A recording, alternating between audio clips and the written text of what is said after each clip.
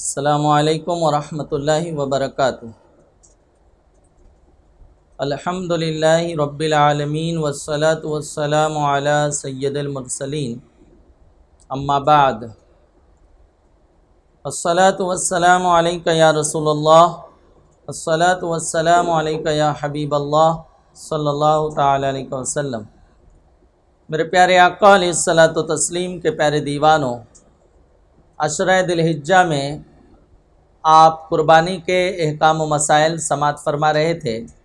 اس سے پیشتر نماز کے مسائل کا سلسلہ جاری تھا، جس میں سجدہ سہو کے مسائل آپ نے سماعت کیے تھے۔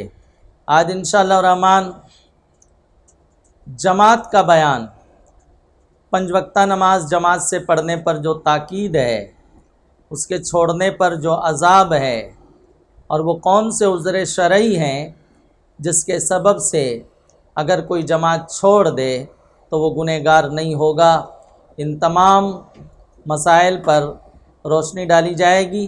اللہ تعالی ہم سب کو مسائل شرعیہ کی سمجھ عطا فرمائے۔ یاد رکھیں، 5 وقتہ نماز مرد حضرات پر جماعت سے پڑھنا واجب ہے۔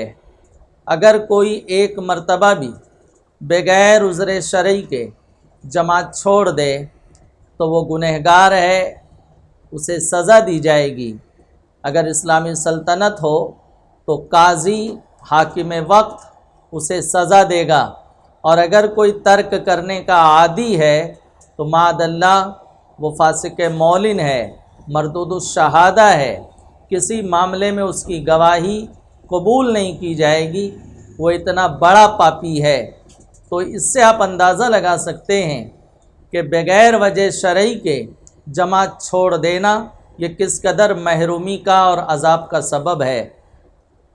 جب جماعت کی تاکید کا حکم اترا تو جو صحابہ کرام جن کے مکانات مسجد نبوی شریف سے دور تھے، انہوں نے اپنے مکانات بیچنا شروع کر دیے، قریب مکانات لینے لگے تاکہ جماعت کا اہتمام ہو سکے، اور کبھی کسی سبب سے دوری اور فاصلے کے سبب سے جماعت میں حاضری سے محرومی نہ ہو، انہوں نے اپنے مکانات بیچ کر قریب لینا چاہا۔ اس سے آپ اندازہ لگا سکتے ہیں کہ جماعت کی کتنی تاکید تھی اور صحابہ کرام میں اس کا کتنا ذوق و شوق تھا۔ میرے عزیزوں، جمعہ اور عیدین 5 وقتہ نماز میں تو جماعت واجب ہے، بغیر وجہ شرعی کے چھوڑی نہ جائے۔ رہا جمعہ اور عیدین، اس میں جماعت شرط ہے،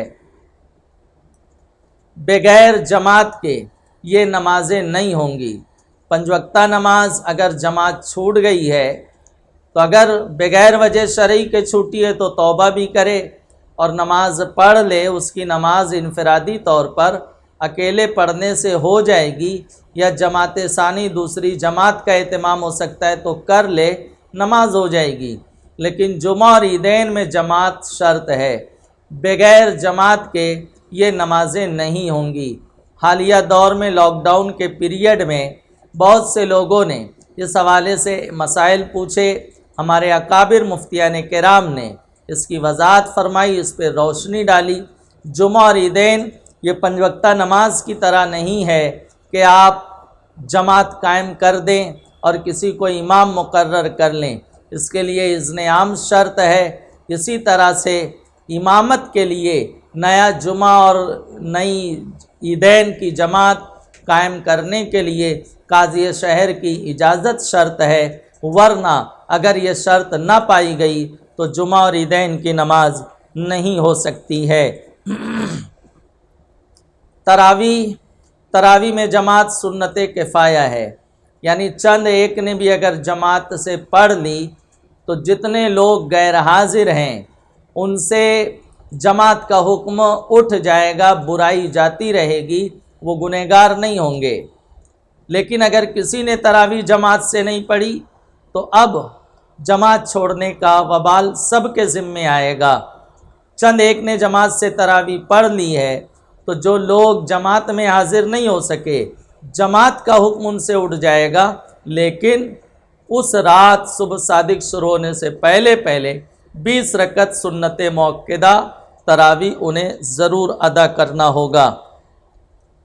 اسی طرح سے ماہ رمضان المبارک میں وطر کی نماز جماعت سے پڑھنا مستحب ہے۔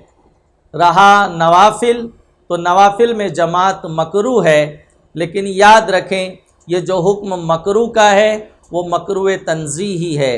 امام علیہ سنت سرکار اعلیٰ حضرت نے فتح رضویہ شریف میں اس کی وضاحت فرمائی کہ نوافل میں جماعت جو مکروہ فرمایا یہ ان لوگوں کے لیے ہے جو اکثر نوافل میں جماعت بناتے ہیں، اکثر جماعت کا اہتمام کرتا ہو نفل نماز کے لیے، تو مکروہ ہے، وہ بھی مکروہ تنزیہی ہے، مکروہ تحریمی نہیں ہے۔ تو میرے عزیزوں، نوافل میں جماعت جو مکروہ ہے وہ تنزیہی ہے، اور جو وضاحت پیش کی گئی اسے بھی یاد رکھا جائے۔ رہا وطر میں اور نوافل میں اگر امام کے علاوہ 2 سے 3 مقتدی ہوں تو چاہے اکثر جماعت بنائی جائے، اب مکروہ بھی نہیں ہوگا۔ 2 سے 3 مقتدی اگر جماعت بناتے ہیں، 3 سے زیادہ میں کراہت ہے، لیکن امام کے علاوہ اگر 3 مقتدی ہیں یا اس سے کم ہیں تو نفل نماز ہو یا سنت نماز ہو یا وطر واجب ہو، اس میں جماعت مکروہ نہیں ہوگی۔ میرے پیارے آقا علیہ السلام کے پیارے دیوانوں، اگر جماعت کا وقت ہو چکا ہے، جیسے ہمارے ہاں ظہر کی جماعت 1:30 بجے ہے، اب وقت ہو چکا ہے اور کوئی وضو کر رہا ہے، اسے امام کی عادت معلوم ہے، وہ جانتا ہے کہ اگر میں سنت کے مطابق وضو کروں گا تو مجھے امام کا رکوع نہیں ملے گا، تو یہ مسئلہ ہے کہ رکوع ملا تو رکعت ملی، رکوع نہیں ملا تو رکعت شمار میں نہیں آتی۔ تو اب جب وہ جانتا ہے کہ سنت کے مطابق وضو کرنے سے رکوع چھوٹ جائے گا، تو اس کو اس کی اجازت ہے کہ وہ وضو کی سنتیں چھوڑ دے، اس کا وضو جو ہے بلا کراہت ہو جائے گا اور رکوع نہ جانے دے، رکعت اسے مل جائے، وضو کی سنتیں چھوڑنے کی اجازت ہے۔ لیکن اگر جیسے ظہر کی جماعت 1:30 بجے ہے اور 1:28 ہو رہے ہیں، 29 منٹ ہو رہے ہیں، جانتا ہے رکوع تو مل جائے گا لیکن میں تکبیر تحریمہ جس کی بہت فضیلت ہے وہ نہیں ملے گی، تو تکبیر تحریمہ پانے کے لیے وضو کی سنتیں بہرحال نہیں چھوڑی جائے گی۔ میرے پیارے آقا علیہ السلام کے پیارے دیوانوں، 5 وقتہ نماز جماعت سے ادا کرنا مرد حضرات پر واجب ہے۔ اب اگر کسی کی جماعت چھوٹ گئی سستی سے، کاہلی سے یا عذر شرعی سے، تو دوسری جماعت بھی بنانے کی اجازت ہے۔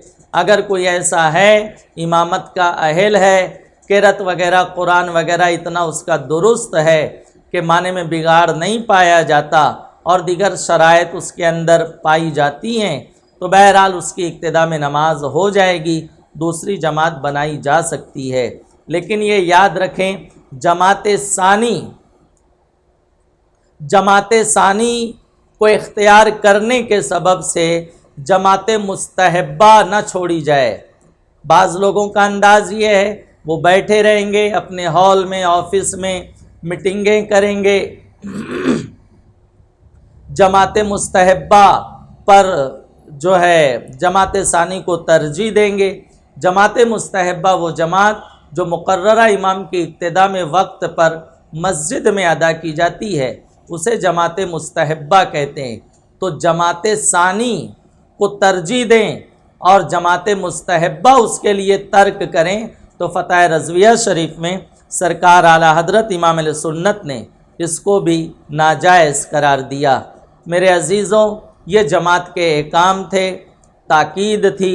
ایک بار بھی چھوڑنے والا گنہگار ہے، اور ترک کرنے کا اگر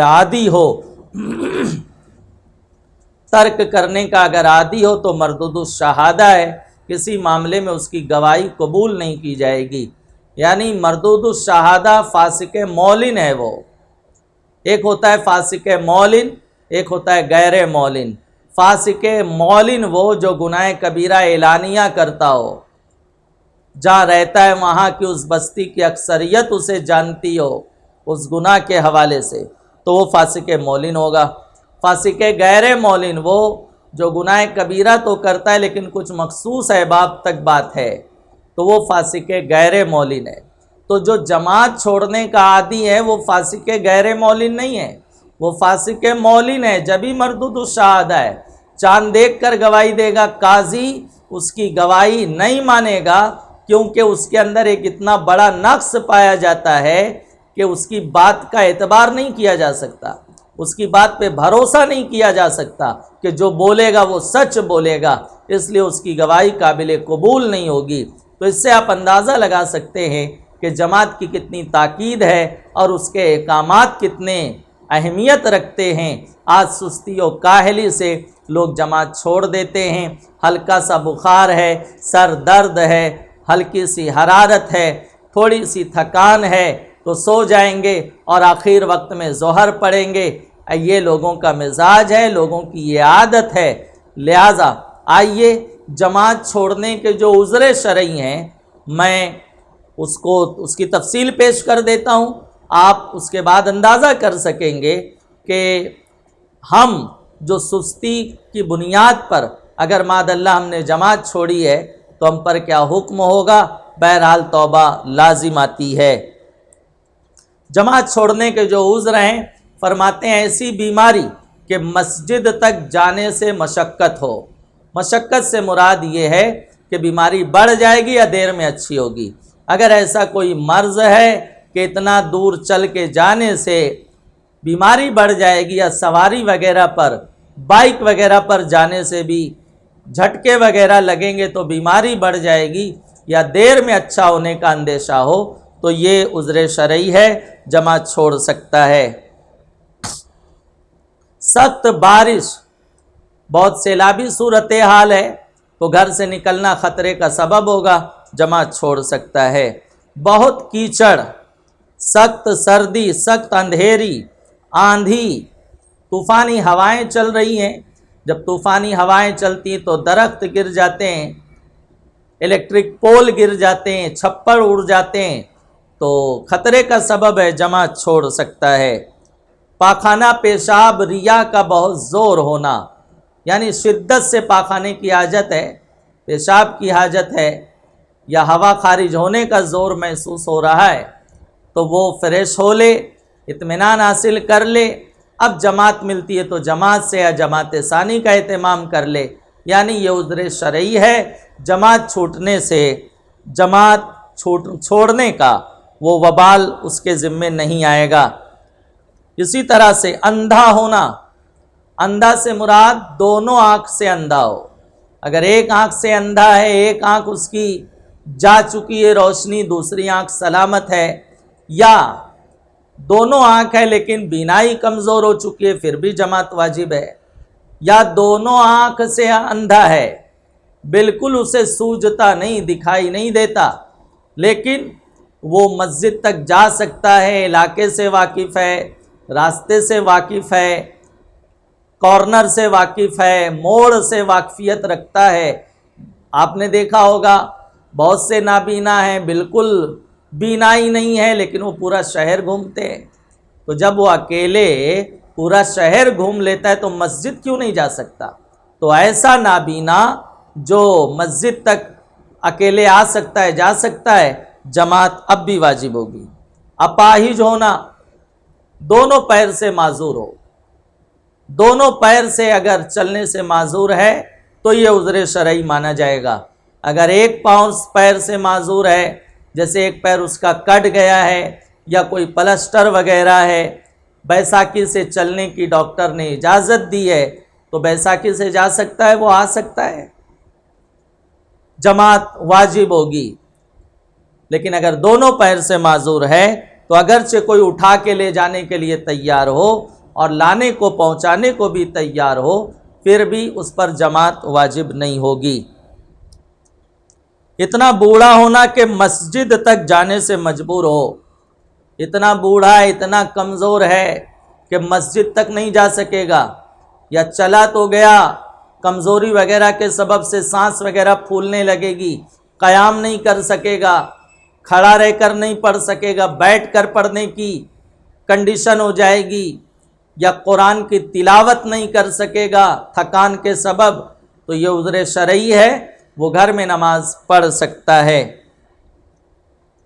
مال یا کھانے کے ہلاک ہو جانے کا ڈر، مال چوری ہو جائے گا یا اناج وغیرہ ہے، بزنس کا سامان ہے، مال تجارت ہے، اور وہ ایسا علاقہ ہے کہ کوئی نگرانی کرنے والا نہیں اور چھوڑ کر جائے گا تو چوری ہونے کا اندیشہ ہے، وہاں حادثات اکثر ایسے ہوتے رہتے ہیں، تو یہ عذر شرعی جماعت چھوڑ سکتا ہے۔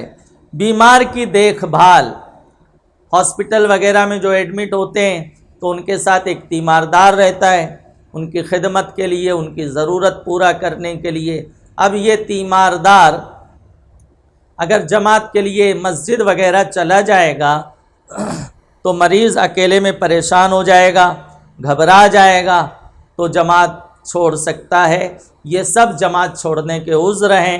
اگر ان میں سے کوئی عذر پایا جاتا ہے جب تو جماعت چھوڑنے کی اجازت ہے، اور اگر ان میں سے کوئی عذر نہیں پایا جاتا تو وہ جماعت نہیں چھوڑے گا، چھوڑے گا تو گنہگار ہوگا اور وبال کا مستحق ہوگا، تو دوسری جماعت کا اہتمام کر لیا جائے۔